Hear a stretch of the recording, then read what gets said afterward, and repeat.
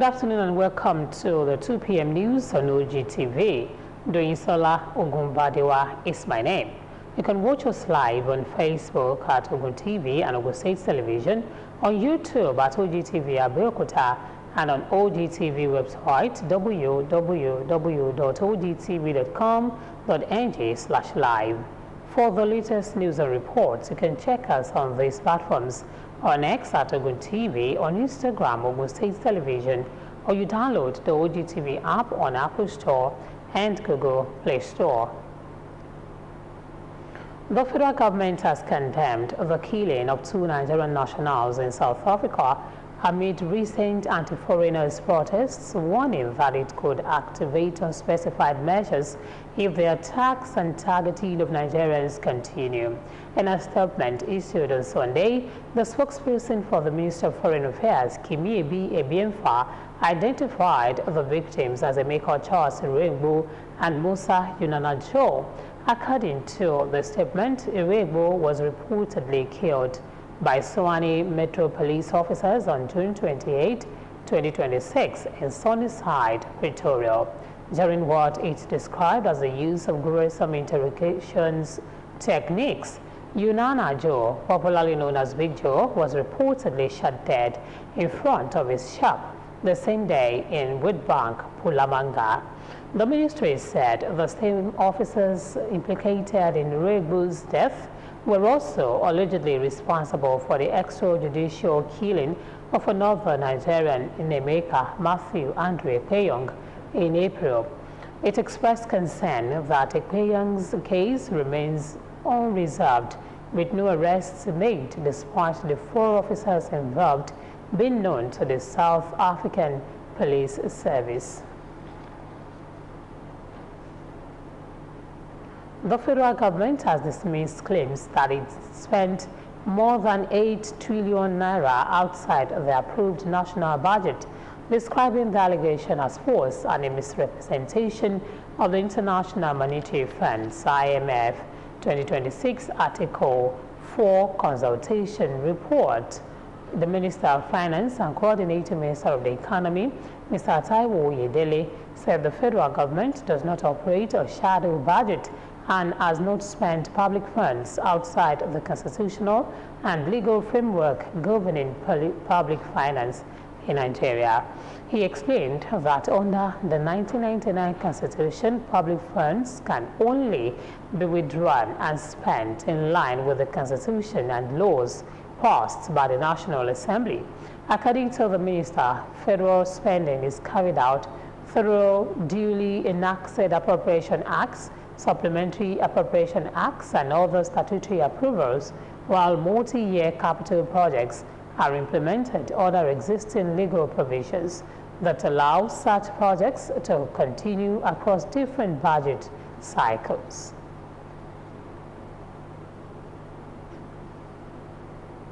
More vulnerable households in Ogun State are benefiting from the federal government's renewed Hope Cash Transfer Program as another phase of the intervention gets underway. Beneficiaries receive automated teller machine ATM cards for direct cash payments and commend both the federal and state governments for their initiative aimed at easing economic hardship. Taiwo Fabaju reports. The renewed Hope Cash Transfer Program is one of President Bola Ahmed Tinubu's social intervention initiatives designed to cushion the effect of economic hardship on vulnerable Nigerians.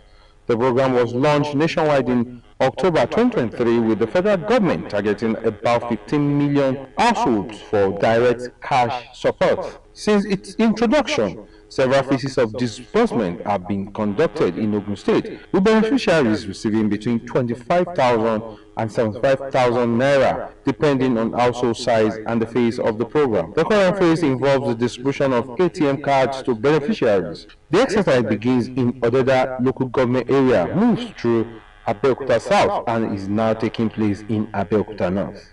Officials overseeing the program in Ogun State say more than 23,000 beneficiaries are expected to receive payment, amounting to over 1 billion naira in this phase. They also cautioned beneficiaries against paying anyone before, during, or after the exercise. After this distribution, right now we are still coming back for this purpose. We are spending more than 20-something days in Ogun State.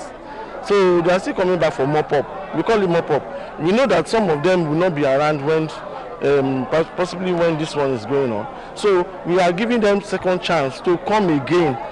They are not expected to bribe anybody. They didn't pay anybody to get their name into the list. Once their name is in the state social register and mined at each stage, is a free gift for them. Beneficiaries express appreciation to the federal and Ogun State governments for the intervention and appeal for the program to be sustained. I'm very delighted to come and receive this thing here. So, and the process is very, very nice, smoothly followed. I am benefiting. I have benefited, and I can see so many of our people benefiting from communities across board. So I want to assure our people that things are being turned around, and this is a step towards the best. I feel excited because it's been a while we filled this form and the registration and all. But seeing the call yesterday, they called me, and I even have to call back because I missed their call. So it's a great privilege. I feel excited. A representative of the Permanent Secretary, Ministry of Special Duties and Intergovernmental Affairs, expresses satisfaction with the orderly conduct of the exercise and encourages beneficiaries to invest the funds in expanding their businesses and improving their livelihoods. This opportunity has come to them now. At another time, it will go to other people. So it's what they are able to get from it that matters. So they should use it judiciously, such that in future they will be able to point to what they have, gained from this present administration. Following the exercise in Abeokuta North, officials are expected to continue the distribution in Ifo, Ireko, and other local government areas across the state. Taiwo Fabajo, OGTV News. The chairman of Shagamu local government, Honorable Afolabi Odulate, has declared zero tolerance for people from other states dumping waste in the council area, saying it pollutes the environment and threatens public health. The chairman made the declaration while carrying out an enforcement exercise against several trucks of the Lagos Waste Management Authority, LOMA, caught dumping waste inappropriately near a higher institution and residential areas at the shootable axis of Ishagamu-Ikorodu Expressway. Matthew Shomi completes the report. Concerned by repeated complaints from communities around the dump site whose health and well-being are being threatened by Loma trucks coming from Lagos State, the chairman of Shagamu local government, Honorable Afolabi Odulate, decided to take decisive action. Arriving at the scene on a Sunday morning with his entourage, the chairman was shocked to find several Loma trucks discharging waste indiscriminately while others waited in line. The site confirmed the complaints his people had been making. This is someone's community. We have institutions very close to this place. We have a lot of students in there. People live here, people reside here. You are packing it from your own dumping site, taking it to Shagam. We won't be the one to suffer your issue. Odulate said he cannot sit back and allow the health of his people and the environment to be compromised, stressing that Shagamu cannot be turned into a dumping ground for other states. People calling it that trucks were coming in their hundreds daily. Even if they have problem with their pits in Lagos, does that mean we should now bring epidemic to Shagam? And even if they will use this place, what measures have we put in place? No measures, nothing. We are sending them back to Lagos. And we have seized like 4 of them. Director of Southern Western Nigeria College of Health Technology, Dr. Adebayo Adebanjo, whose school is located very close to the dump site, thanked the chairman and his team for their swift intervention. I appreciate the chairman of Shagam local government and the states in general who have put on swift response to the menace caused by the sanitation team of other states. The student who automatically won't be able to stay, the environment will be polluted, the whole environment will not be habitable anymore. It will have caused serious damage. Some of the trucks were impounded after discharging their waste, while the remaining ones were ordered back to Lagos State. Matthew Show-Me, OGTV News. Political parties are recording mixed fortunes in the ongoing upload of candidates on the portal of the Independent National Electoral Commission, INEC, with the electoral umpire insisting on July 11 as deadline for the exercise. A host of the parties are having challenges and may not meet the deadline. Although the ruling All Progressives Congress APC, People's Democratic Party PDP, and African Democratic Congress ADC, among others, told Vanguard yesterday that they were able to upload their candidates on INEC portal. Some others said they could not accomplish the task with ease, expressing regret over the adoption of the method by the electoral umpire. Apart from issues with the portal, a host of the parties are yet to conclude selection of running mates for their governorship candidates, and some are still resolving nagging issues arising from the primaries. 3 suspects linked to the killing of former Ogun State Television OGTV staff member Olaiki Ibilola Oyeshiko and the security guard Belumi Adetayo have been arraigned before a magistrate court sitting in Ichabo, Abeokuta. The suspects, Shodainde Olajuwon Philip, Shakiruddin Abdurrahim Ayola, and Sobu Obafunsho, were brought before the court following investigations into the alleged murder. As the President's counsel to the Nigerian Police Force, A.S. Abiodun, filed an ex parte motion seeking an order to remand the suspects at Oba Correctional Center for 60 days pending legal advice from the Director of Public Prosecutions, DPP. The presiding magistrates granted the application and ordered that the 3 defendants be remanded as requested by the prosecution. Bomi Adigo was at the court and now reports. 22-year-old Shodainde Olajuwon Philip, 27-year-old Shakiruddin Abdurrahim Ayola, and 36-year-old Sobu Obafunsho arriving at the magistrate court in Ishabo, Abeokuta. The 3 suspects are linked to the killing of former Ogun State Television OGTV staff member Olaiki Ibilola Oyeshiko and our security guard at Court 3, the legal officer of the Nigeria Police Force, Ogun State Command, A.S. Abiodun, presented an ex parte application before the Chief Magistrate, seeking an order to remand the 3 suspects at the Oba Correctional Center for 60 days in the first instance, pending legal advice from the Director of Public Prosecutions, DPP. Chief Magistrate O.T. Odubanjo granted the application and adjourned the matter until September 10, 2026. Speaking with journalists shortly after the court proceedings, the Ogun State Police Public Relations Officer, CSP Olusheyi Babasheyi, assured the public that the command remains committed to ensuring that justice is served and that the investigation will be pursued diligently until its logical conclusion. The position of the Ogun State Police Command is that they'll be prosecuted according to the laws, and they'll be charged. And the charges have been prepared and they will be arraigned today, and their pleas will be taken. The likely charges, there's conspiracy and murder. The conspiracy to murder Madam Kito Oyeshiko and the security guard, Mr. Pelumi, and the Ogun State Police Command has thoroughly packed the investigation that the prosecution is going to be watertight. We expect justice as the police have finished our investigations, and it's now for the court of the law to take their course on it, and justice will take its course in due course. As the case progresses through the judicial process, the family of the deceased, colleagues, and members of the public will be looking forward to a thorough prosecution and a fair trial with the hope that justice will ultimately prevail. Bumi Adigun, OGTV News. Troops of Operation Hadinkai have rescued 6 kidnapped victims in Talakawa community, Chibok local government of Borno State, during a search and rescue.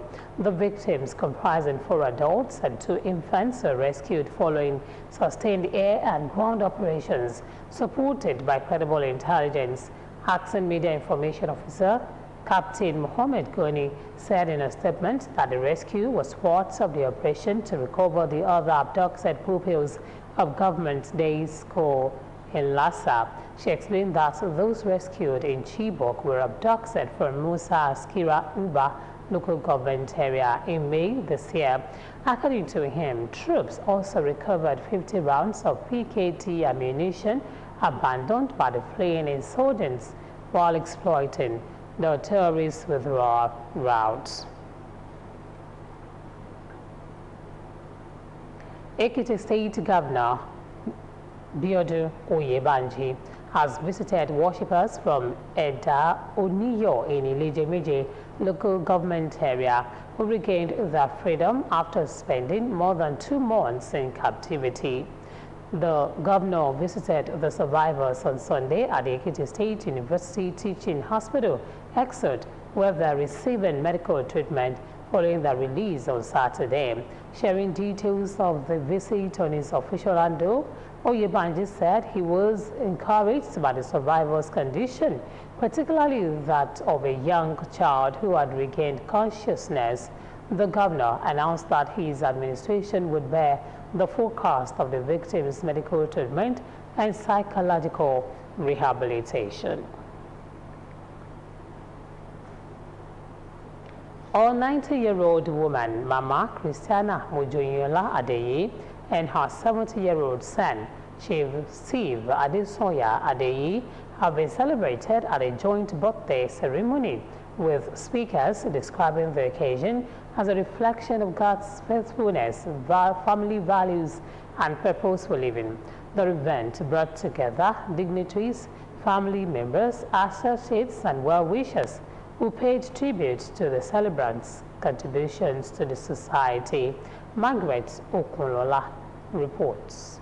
The joint birthday celebration marked the 90th birthday of Mama Christiana Mojoyola Adeyi and the 70th birthday of her son, Chief Steve Adesoya Adeyi, as the event attracted guests from different walks of life who gathered to honor the celebrants and acknowledge their impact on their family, community, and various spheres. I see it as a celebration of 2 generations of wisdom in one single room. From an humble beginning, you rose to the heights that you have found yourself today. She's been very kind, she's been very generous. She's a grandma, not to just her children, she's a grandma to all of us. She's a very reliable and jovial person. He has held very reliable position. Surrounded by family even to the 4th generation, they described the Nigerian as a symbol of resilience and strong family values, while her son was commended for his leadership, commitment to service, and contributions to community development. As far as grandma is concerned, she helped to raise pretty much all of us, as a granny.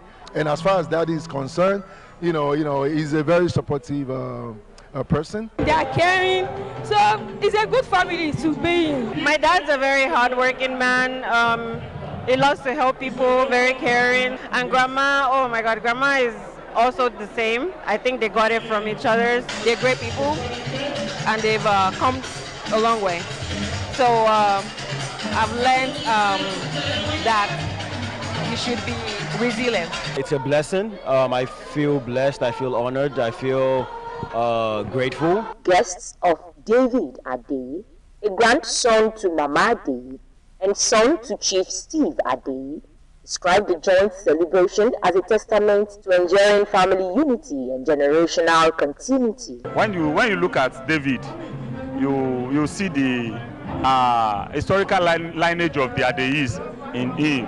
His diligence, and steadfastness. He's helpful, he can assist anybody. So I believe he gets that attribute and habit from the grandmother. The son, Chief Steve Adesoya Ade, who spoke on behalf of both celebrants, say it is a proud moment for him as a son and a father. The English adage say morning shows the day. It is very, very rare to see 70 and 90 being celebrated together. I'm a very, very proud father. My mother has a great grandchildren. And at 90, the way she treated us is the way she treated our children. And as a matter of fact, she touched every of those grandchildren and great-grandchildren. The occasion also featured prayers for continued good health, as family members expressed gratitude for the opportunity to celebrate both milestones together and wishing them many more years of impactful living. Margaret Ulela, OGTV News. On the foreign scene, a brutal heat wave over the United States, U.S.